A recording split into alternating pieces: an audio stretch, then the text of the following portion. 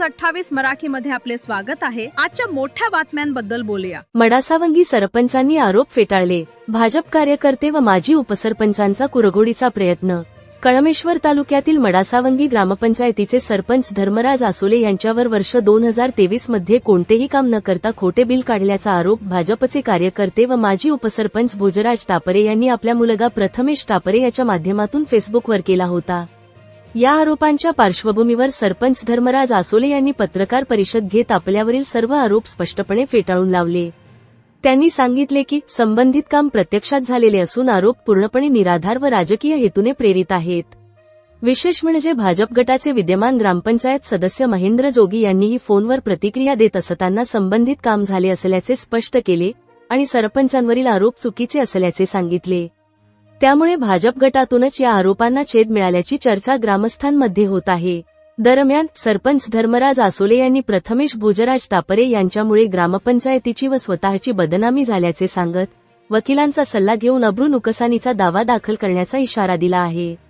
नागपूर ग्रामीण reporter Ishika धार्मिकची report.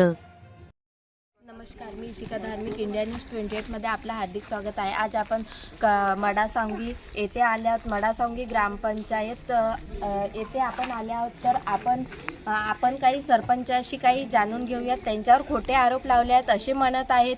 तर आपण त्यांच्याशी आणखी कोणते आरोप लावले आहेत, कशाबाबत लावले आहेत ते जाणून घेऊयात। चला।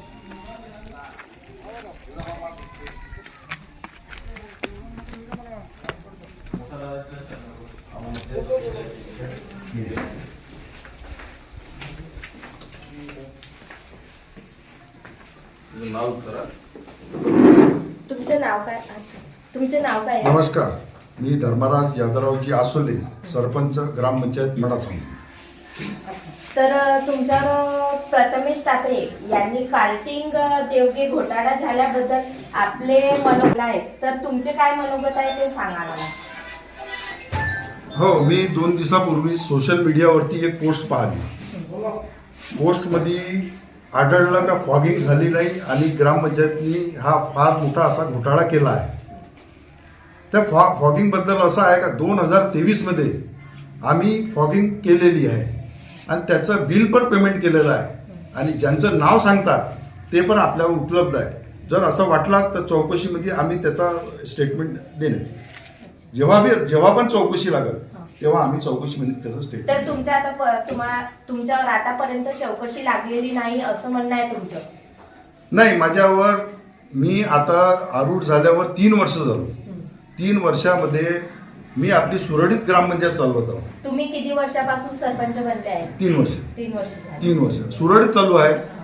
3 वर्ष माझ्या सहकार्यानं, माझ्या ग्रामपंचायत मेंबरनं सहकार्य केलं आणि कुठल्याही प्रकारचा माझ्यावर तक्रारीची गुन्हा दाखल केलेला नाही, या तक्रार केलेली नाही।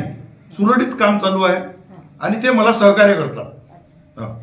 तर ते प्रथमेश तापरे हे म्हणत आहे की तुम्ही आपलं काम जे आणत आहे निधी ते तुमच्या नातेवाईकांना देत आहे असं काही त्यांचं म्हणणं आहे। तर असं आम्ही व्हिडिओ बघितला। तर तुमचं काय मनोगत आहे त्याच्यामध्ये? मॅडम असं आहे, त्यांनी जे नोटशीटची जे कॉपी जे टाकली आहे सोशल मीडियावरती, त्याच्यामध्ये असं आहे का ते नालीचं बांधकाम आहे त्याचा इस्टिमेट तयार होतात।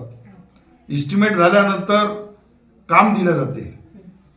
कोणी एखादा तिरायत व्यक्ती जर असं समजून का काम करणारा लेबर कॉन्ट्रॅक्टमध्ये त्याला काम दिलं जाते आणि उर्वरित रक्कम जी आहे मटेरियल सप्लायरच्या नावाने निघते आणि तो गावचेच लेबर वापरतो।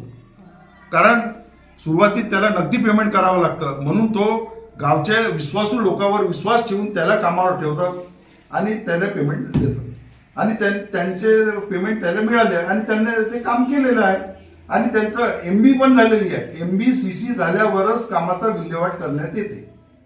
असा कुठलाच प्रकारचा गैरव्यवहार झालेला नाही। तर दादा, तुम्ही काय प्रश्न विचारू कुठे गेले ते? सर, मला सांगा, ज्या व्यक्तीने तुमच्यावर जो आरोप व्हिडिओ व्हायरल केलेला आहे त्याच्यावर तुम्ही आता कोणती कारवाई करणार? कारण की तुमच्या गावाची, मडासावंगी या गावाची ग्रामपंचायतीची बदनामी होऊन राहिलेली आहे। सर्वीकडे तुमची ग्रामपंचायतची बदनामी झाली आहे, तर सर्वीकडे पसरला आहे। तर तुमचं काय मत आहे? आज 3 वर्ष झाले मी गाव सरपंच म्हणून या गावामध्ये आहो पुष्कळसे असे कामं केले, कुठल्याच प्रकारची कोणाची तक्रार आलेली नाही. आणि तक्रार जर आली असेल तर त्याचं चांगल्या प्रकारे निवारण झालेलं आहे. आणि मी 3 वर्ष जे आमचे जे कामं झाले, ग्रामपंचायतमध्ये कामं होत असतात, नाली सफाई आहे, लाईटाचं आहे, आणखीन कुठला फॉगिंग आहे, आणखीन कुठले बिलं, पुष्कळशी बिलं असते. आता आणखीन दाखवणार आहे. माझं एकच म्हणणं आहे, जेवढे तुझ्याकडे बिल आहे ती माझ्यावर चौकशी तुम्ही लावण्यात यावी. त्याचं मी बिलकुल पद्धतशीरपणे उत्तर देईन. आमच्याकडे सगळं प्रूफ सहित आहे, त्याचं ऑडिट पण झालेलं आहे. आणि प्रत्येक महिन्याला आमची मीटिंग होत असते. मीटिंगमध्ये जे बी काम होते, 5,000 6,000 जे लेबर पेमेंट द्यायचं आहे, ते मीटिंगमध्ये मुद्दा येते, त्याला सभेची मंजुरी मिळते, तेव्हा तो पेमेंट वाटला जाते. अशा प्रकारचे हा साफसुथरा व्यवहार आहे. कुठला 1% आमच्या इथं भ्रष्टाचार नाही. आपण चौकशी करू शकता. मी चौकशीला समोर जाण्यास तयार आहे.